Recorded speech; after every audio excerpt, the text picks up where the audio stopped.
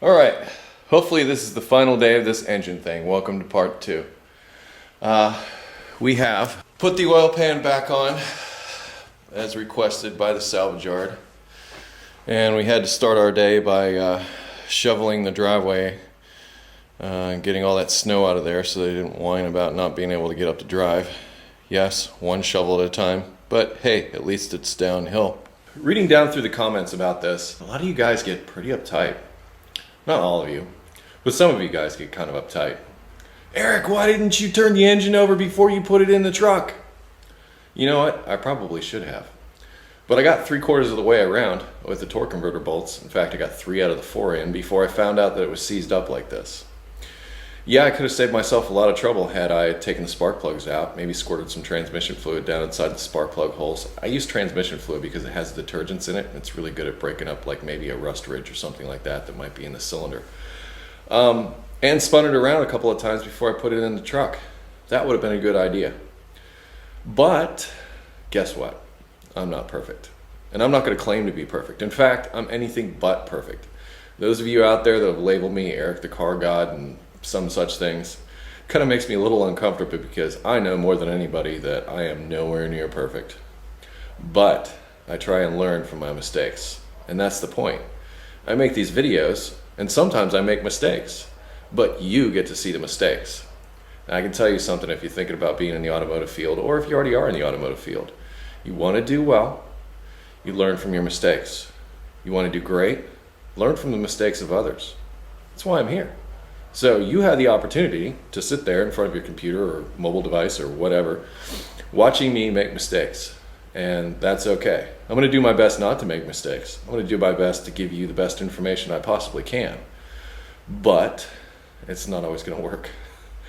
I've told people in the past my life is an exercise in Murphy's Law. And I think it's true for a lot of people, but I'm okay with that. I've come to peace with it. And my life has gotten a lot easier as a result.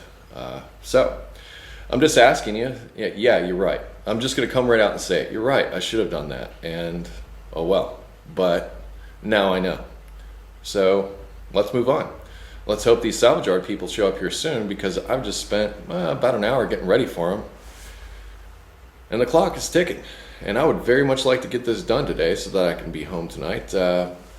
Maybe even watch 15 minutes of television before I actually fall asleep. Enough about me and my little rant. This is going to be fun. We're going to get this engine in today. Life will be good. And this truck will drive away. Oh, one more thing to address. A lot of people said, hey Eric, what was wrong with the original engine? Give a listen.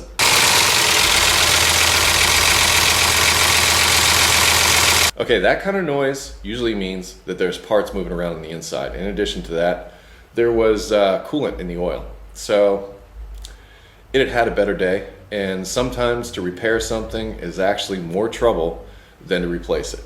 And particularly when it comes to engines. A lot of people have come to me saying, I want to rebuild my engine. I don't necessarily subscribe to that, mainly for the reason that these days, to rebuild an engine, what you have to go through, the machining, that kind of thing, man. By the time you're done, you could have bought like 5 engines, used engines, and thrown them in there and been done in a day. But if it's something that's rare, or if it's something that you really want to do, go for it. But, you know, to repair stuff like this these days, it's just not economically feasible, I'm sorry to say. Not that it isn't fun, not that it wouldn't be fun. Lots of you have asked me for some engine rebuild videos. Not a bad idea, or just at least how an engine works. That's a really good idea, so I should probably get on that. Anyway, I'm gonna twiddle my thumbs until I see that truck show up with hopefully a new engine, and hopefully that's soon. See you in a bit. Okay, so maybe it's not a 2-part video.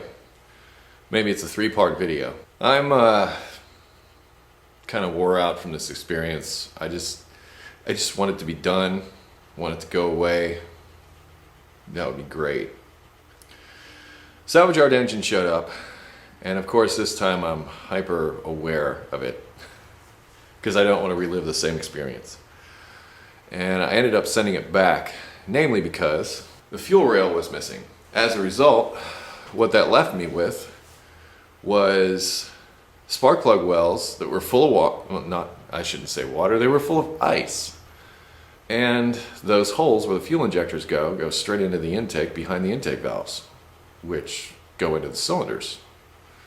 If there's that much water in the intake, then it's reasonable to assume that there's that much water down inside the cylinders or behind the valves.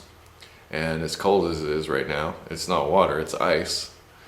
And water when it freezes, turns into ice and expands, could crack and break things. At this point, I don't want to take the chance. I'm probably going to make the yard kind of mad, but you know what? I just lost another day. Which is another day of not shooting video for you. So what I did was, I shot some ETCG1 video. If you want to hear me talk and go blah blah blah, you can go over there. It's not a very exciting video. But, you know, if you got to have an Eric the Car Guy fix, well, I'm around me all the time. I'm sick of me, but I don't know about you. Once again, to be continued, but I'd rather err on the side of caution and not deal with cylinders that are full of ice and see what I can do about getting another engine. I'm still waiting to hear back. She's going to get an engine another day. It's not going to happen today. So I think I'm going to pack it in, head on out, do something else for the rest of the day. EricTheCarGuy.com. Visit me. Facebook, Twitter, visit me. ETCG1. Gonna post a video. Be safe, have fun, stay dirty. Hasta luego.